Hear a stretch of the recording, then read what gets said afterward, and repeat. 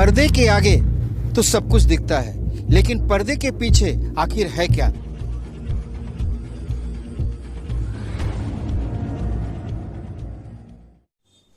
नमस्कार, मैं सत्येंद्र प्रताप सिंह।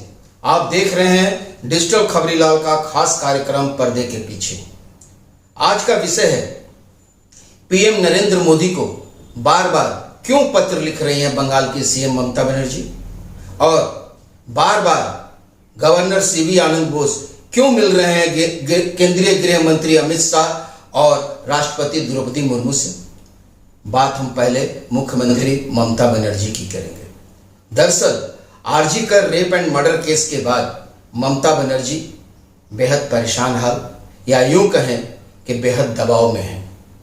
चौतरफा उनका विरोध हो रहा है, यहां तक कि पार्टी में भी असंतोष उभर रहा है, और खासकर आम लोगों की यह मांग हो गई है कि वी वांट जस्टिस। ऐसे में ममता बनर्जी इस लड़ाई को इस कदर दिखाना चाहती हैं कि वह भी इस वी वांट जस्टिस की लड़ाई में शामिल है। ममता बनर्जी ने 22 अगस्त को प्रधानमंत्री नरेंद्र मोदी को एक पत्र लिखा। पत्र में उन्होंने लिखा कि देश में बलात्कार व हत्या की घटनाओं की संख्या में काफी ज्यादा इजाफा हुआ है।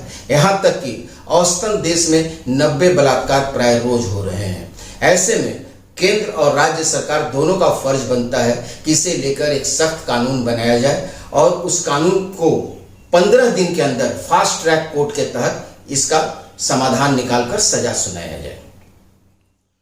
उसके बाद 28 अगस्त को तृणमूल छात्र परिषद स्थापना दिवस के दिन उन्होंने कहा, सार्वजनिक मंच से उन्होंने कहा कि मैं विधानसभा के स्पीकर विमान बनर्जी को कहूंगी कि एक सप्ताह के अंदर वो विधानसभा का सत्र बुलाएं, और इस तरह का एक सख्त कानून हम लोग विधानसभा में पारित करके राज्यपाल के पास भेजेंगे। अब देखना यह होगा कि राज्यपाल उसको हस्ताक्षर करते हैं या नहीं करते हैं, और यदि नहीं किए तो वहां पर महिलाएं और छात्राएं जाके धरना देंगे। इसके बाद ममता बनर्जी ने फिर एक पत्र नरेंद्र मोदी को भेजा 29 तारीख को। ममता बनर्जी अपने दूसरे पत्र में लिखती हैं कि हमने 88 फास्ट ट्रैक कोर्ट बना दिए, 62 पॉक्सो कोर्ट बना दिया, हेल्पलाइन का नंबर 112 और 1098 संतोषजनक काम कर रहा है। इसके अलावा आपातकालीन स्थिति में 100 नंबर है ही। वहीं ममता बनर्जी ने उस पत्र की शुरुआत में ही लिखा है कि मैंने आपको एक पत्र भेजा था 22 अगस्त को, उसका जवाब आपने नहीं दिया, और मुझे महिला बाल विकास मंत्री की तरफ से एक जवाब मिला है। वह जवाब कहीं से सही नहीं कहा जा सकता, और मेरे सवालों का उसमें कहीं कोई जवाब नहीं मिला है।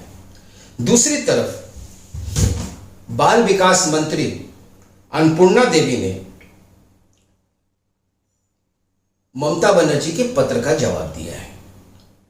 पहले भी ममता बनर्जी को जो 22 अगस्त को वो पत्र लिखी थी, तो उसका जवाब अन्नपूर्णा देवी ने 25 अगस्त को दिया था, जिसका जिक्र ममता बनर्जी अपने दूसरे पत्र में की भी है। केंद्रीय महिला और बाल विकास मंत्री अन्नपूर्णा देवी ने जो ममता बनर्जी को जवाब दिया है, उसमें उन्होंने लिखा है कि बस पश्चिम बंगाल में फास्ट ट्रैक स्पेशल कोर्ट और विशेष पॉक्सो कोर्ट की स्थिति के बारे में आपके पत्र में दी गई जानकारी के संबंध में मैं उल्लेख करना चाहूंगी कि कलकत्ता हाई कोर्ट से प्राप्त जानकारी के अनुसार बंगाल में 88 फास्ट ट्रैक कोर्ट स्थापित किए हैं। यह केंद्र सरकार की योजना के तहत आने वाले फास्ट ट्रैक स्पेशल कोर्ट के समान नहीं है। उन्होंने लिखा है कि पश्चिम बंगाल में बलात्कार और पोक्सो के 48,600 मामले लंबित होने के बावजूद राज्य ने 11 फास्ट ट्रैक स्पेशल कोर्ट को चालू नहीं किया है। यह राज्य की आवश्यकता के अनुसार विशेष पॉक्सो न्यायालय या बलात्कार और पोक्सो दोनों के मामले से निपटाने वाले संयुक्त फास्ट ट्रैक स्पेशल कोर्ट हो सकते हैं।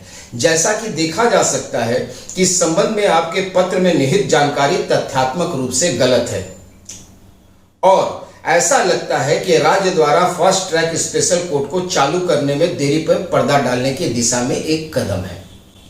इसके अलावा अन्नपूर्णा देवी यह भी कहती हैं कि 1 जुलाई से आईपीसी की जगह बीएनएसएस यानी भारतीय नागरिक सुरक्षा संहिता लागू हुआ है और उसमें साफ ये कहा गया है कि एफआईआर दर्ज होते ही फॉरेंसिक जांच सहित 2 महीने के अंदर जांच पूरा करना है और चार्जशीट दाखिल होते ही 2 महीने में ट्रायल पूरा करने का प्रावधान है। यानी पूरा बलात्कार का जो मामला है ये 4 महीने के अंदर केस खत्म हो जाएगा। साथ ही उन्होंने ये भी कहा है कि उसमें 10 साल की सजा से लेकर आजीवन कारावास तक और यहां तक कि अपराध की को देखते हुए और उस पर विचार करते हुए इसमें मृत्यु दंड तक का भी प्रावधान है। ऐसे में एक नए कानून की कोई जरूरत नहीं है। अब सवाल यह उठता है, फिर ममता बनर्जी बार बार यह पत्र क्यों लिख रही हैं? यदि हम बीजेपी प्रदेश के कुछ नेताओं की बात करें या दिल्ली में भी बैठे कुछ नेताओं की बात करें तो यह कह रहे हैं कि वो पत्र प्रधानमंत्री को लिख रही हैं, तो फिर उसे सोशल मीडिया में क्यों जारी कर रही हैं?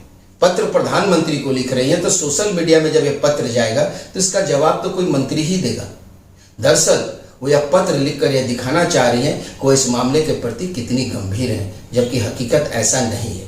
ऐसा बीजेपी के नेता को मानना है। दूसरी तरफ यदि हम गवर्नर की बात करें तो गवर्नर सीबी आनंद बोस बार बार दिल्ली जाकर केंद्रीय गृह मंत्री और राष्ट्रपति द्रौपदी मुर्मू से मिल रहे हैं और बंगाल की स्थिति का उनको जानकारी दे रहे हैं। खास करके कल जब वो मिले हैं उसके बाद से कयास लगाया जा रहा है और उम्मीद की जा रही है कि आखिर इन दोनों के बीच में मुलाकात हुई तो क्या बात हुई। लेकिन अभी तक इसकी कोई औपचारिक सूचना नहीं मिली है कि राज्यपाल और केंद्रीय गृह मंत्री के मध्य क्या बातचीत हुई है। जहां तक राज्यपाल के दिल्ली जाने का सवाल है, 10 दिन पहले 20 अगस्त को भी वो दिल्ली गए थे और उस दिन भी वो राष्ट्रपति, उपराष्ट्रपति और गृह मंत्री से मिले थे और वहां से पीड़िता की मां, मृतका की मां को उन्होंने फोन भी किया था और लौटते वक्त उसके घर भी गए थे। और जहां तक गवर्नर का दिल्ली जाने का सवाल है तो गवर्नर दिल्ली अक्सर जाया करते हैं और जहां तक गवर्नर और मुख्यमंत्री के रिश्ते का सवाल है तो शुरू से ही 36 का आंकड़ा इन दोनों के बीच चल रहा है। फिलहाल आज के लिए बस इतना ही। सोमवार को फिर मिलते हैं इसी समय पर्दे के पीछे।